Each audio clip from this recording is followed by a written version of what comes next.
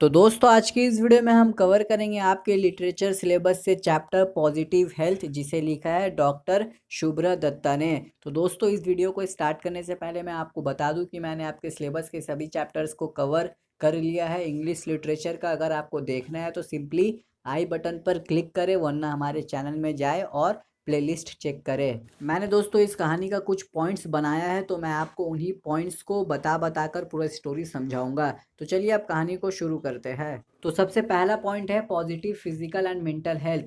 Health is a positive state of our mind as well as our body. अगर दोस्तों हमें healthy रहना है तो उसके लिए हमें अपने बॉडी और अपने माइंड को अच्छा रखना होगा, क्योंकि अगर हम अपने बॉडी और अपने माइंड को अच्छा रखते हैं तो उससे हम बहुत सारे डिजीज़ यानी कि बहुत सारे बीमारियों से बचते हैं। और कहा गया है कि हमें अपने नेबर से यानी कि हमें अपने पड़ोसी से अच्छा बर्ताव करना चाहिए, और हमें पीस यानी कि हमें शांति से रहना चाहिए। जो डेवलप्ड कंट्री है यानी कि जो कंट्रीज अब तक डेवलप हो चुकी है, जैसे कि दोस्तों अमेरिका को ले लीजिए, तो जितने भी डेवलप्ड कंट्रीज है उन सब का जो इन्वायरमेंट है वो बहुत ही अच्छा होता है। सेकेंड पॉइंट है advanced and rich Nations not contented mentally. मतलब कि जितने भी अमीर लोग हैं डेवलप्ड कंट्रीज में, यानी कि जो कंट्री डेवलप हो चुकी है, वहाँ के लोग तो इंजॉय करते हैं फिजिकल हेल्थ को, लेकिन वहाँ के लोग पॉजिटिव हेल्थ को इंजॉय नहीं कर पाते। इसका मतलब यह है कि दोस्तों वहाँ के लोग मेंटली सेटिस्फाई नहीं रह पाते, यानी कि उनका हमेशा अपने पड़ोसी से या किसी ना किसी से झगड़ा होता है। अगर हमारे इंडिया से कंपेयर करें तो दोस्तों हमारे इंडिया में उतना नहीं है जितना कि डेवलप्ड कंट्रीज में है।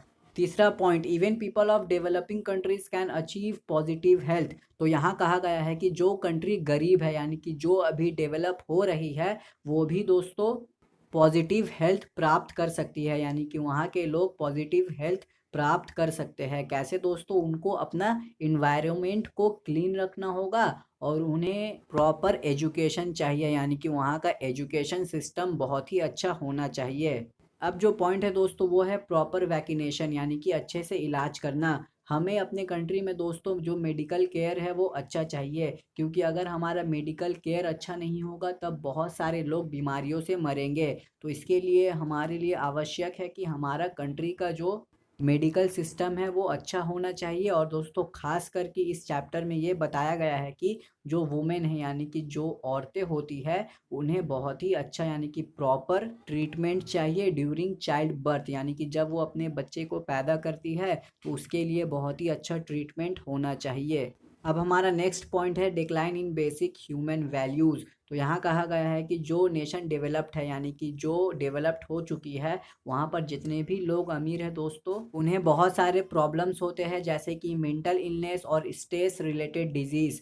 तो यहाँ पर यही कहा गया है कि दोस्तों जिनके पास ज़्यादा पैसे होते हैं उनके पास तो प्रॉब्लम भी ज़्यादा होते हैं। Healthy food and clean environment more important than medicines and doctors. तो ये पॉइंट तो दोस्तों मुझे नहीं लगता कि आपको बताने की ज़रूरत है कि हमारा जो खाना है और हमारा जो रहना है, यानी कि हमारे आसपास का जो इन्वायरमेंट है वो अच्छा होना चाहिए।